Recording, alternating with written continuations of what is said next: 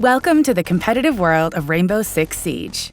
The following video will explain the new format for Rainbow Six Esports in the Asia-Pacific region, how the region will fit into our global structure, and what you can do to get involved in Rainbow Six competitive play. First off, let's set the scene. Globally, 4 regions compose the Rainbow Six Esports program: North America, Latin America, Asia-Pacific, and Europe. Each region has its own dedicated competitive format that we'll dig into a little later.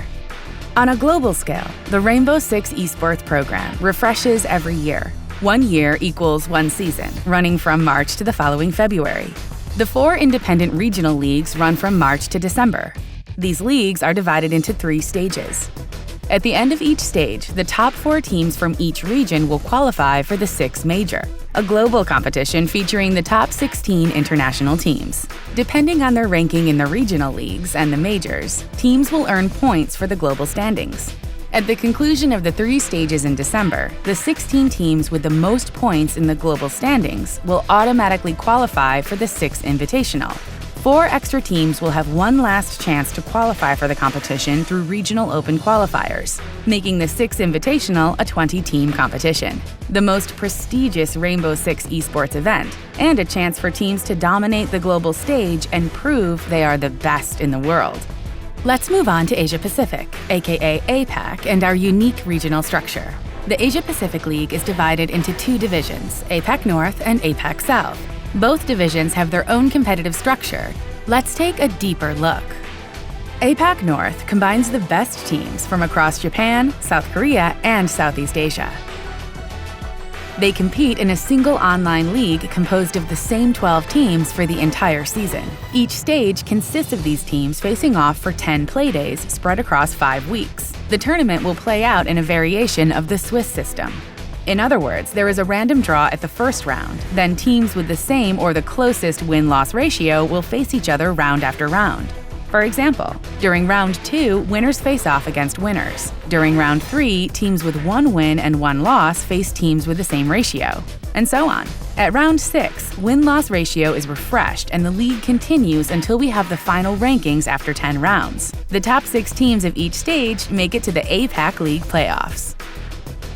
At the end of the season, the results from across all 3 stages will determine an end-of-the-year Apac North Division ranking. The top 8 teams will be invited back for the following season.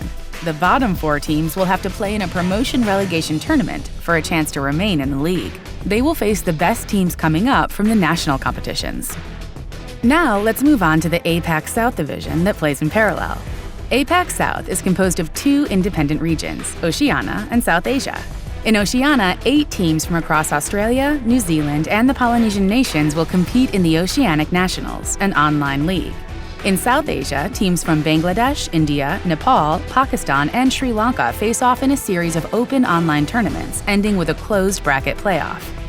Each stage ends with the Apac South Division playoffs. This offline event is a double elimination tournament that pits the top 3 teams from the Oceanic Nationals and the winner of the South Asian Nationals against each other. The top 2 teams left standing will join with the 6 Apac North rivals that we mentioned earlier to the Asia-Pacific League playoffs. At the end of each stage following a double elimination bracket format, this online tournament will determine which teams out of the 8 will advance to the majors and have the opportunity to compete under the global spotlight. The teams placed 5th to 8th will score points for the global standings. In parallel, the top 4 teams will qualify for the Six Major, and depending on their final placement in this competition, will also earn points for the global standings. Stages 2 and 3 will follow the same model.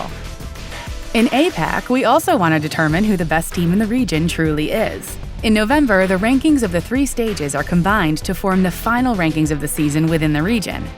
The top 4 teams will battle it out for the title of Apac Champion and glory in the Asia-Pacific region during a special LAN event. Becoming the Apac champion is the ultimate goal, but before getting to the top, teams need to prove their skills through the national system. All national tournaments create the foundation for the Rainbow Six ecosystem, providing pathways through the grassroots scene into the regional leagues. From there, any player and team can make their mark at the majors and finally, the Six Invitational. The Apac Rainbow Six Esports program focuses on creating a player-first experience, allowing each and every player the chance to compete from a local community tournament to the biggest stage of Rainbow Six Esports, the Six Invitational. It's yours for the taking. Join us by watching our weekly broadcast or competing in the official competitions.